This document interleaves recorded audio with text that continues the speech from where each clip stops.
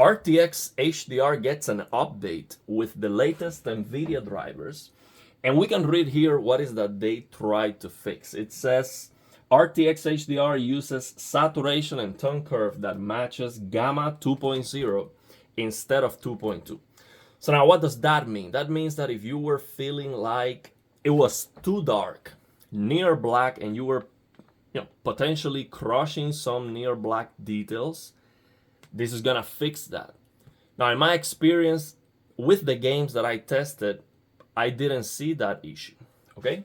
But I did watch the gaming tech video, and he's very good at doing side-by-side comparisons, and those are really the best comparisons you can do, and that's the best way you can notice a small difference. And he did see that near black RTX HDR was probably crushing some details, okay? So I would like to see a follow-up from him to the same example to see if this is now going to fix that issue. Now, what I'm going to do is I'm going to install the update.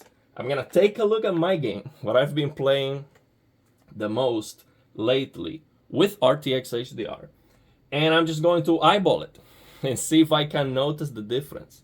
And for you, what I'm gonna do is I'm gonna leave you with this view here, which is just nothing special. It's just a bright scene where we have some darker areas. And then I'm going to install the update, and I'm going to pause the recording so you can see the difference in real time, like immediately. You see the difference before and after immediately. And if it is brighter after the update, my camera might be able to pick that up. I might not notice the difference if it is not big enough, or if it doesn't make any difference right now in this scene. But because I've been playing this game a lot, maybe later I will see that difference.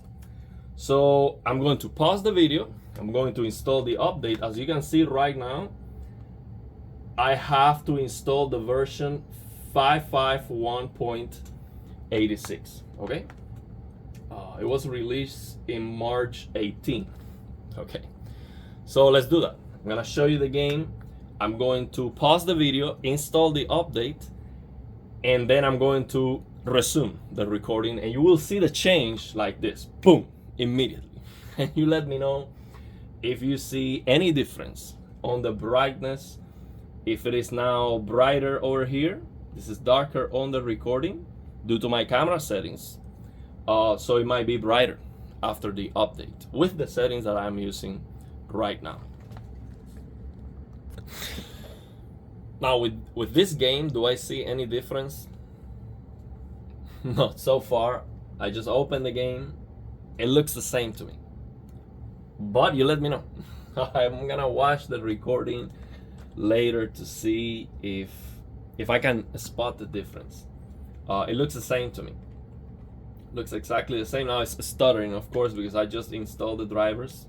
It's stuttering like crazy. But yeah, it looks the same to me. I don't see any difference. It looks as bright.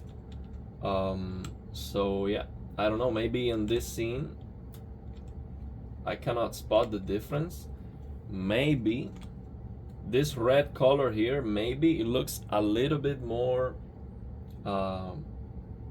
it looks less saturated, maybe.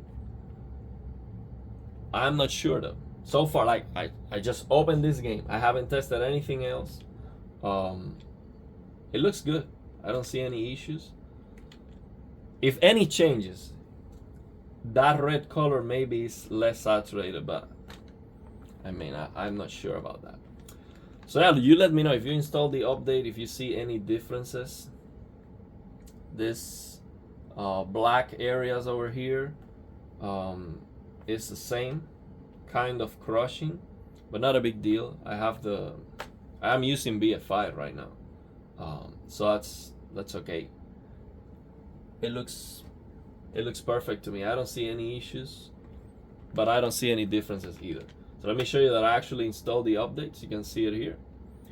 5.5 1.86. So there you go. They also say that they improve. It says RTX digital vibrance incorrectly detects paint.net app as a supported app. Okay, well, I've never used that. I didn't notice that issue. And yeah, that's pretty much it. This digital vibrance doesn't work with RTX HDR very well, in my opinion. It doesn't work at all. It just it's not. I would need to restart the game, but it looks so wrong. So it makes everything like it's not working as intended for HDR. I think this is just for SDR. For HDR, this doesn't work well. But yeah, these are my RTX HDR settings because I'm using BFI. Okay, yeah, I'm using dynamic tone mapping on my TV. Let me show you that before we end the video. I'm using dynamic tone mapping to get more brightness for this BFI on the LG C1 OLED Motion Pro High. That's why I have those settings, and I have to change the battery of my remote. And you see dynamic tone mapping, and then I'm using this Master in Peak Max CL 400 or 540. 400 is okay, but just in case this is going a little bit beyond 400 because I am increasing the middle grays to 100%, just in case it would be better to leave it at 400 or 540 instead of 400, because this middle grays slider might be affecting the max CLL. So even when I have 400 here, maybe the max CLL is gonna be higher. I could record this and then use the player to use the HDR analysis tool, but yeah, I haven't had time for that. Okay, so you let me know if you tested that, if the middle grays slider is affecting the max CLL or if it's not. Let me know if you tested that. So yeah, let me know your thoughts and opinions. If you have any questions, if you tested this update, if it is making any difference on any of the games. I'm sure it is. I just don't see it right now on this scene. I have to try more of this game and other examples to see if something changed. But it's very difficult to tell, very hard to tell, unless you have it side by side.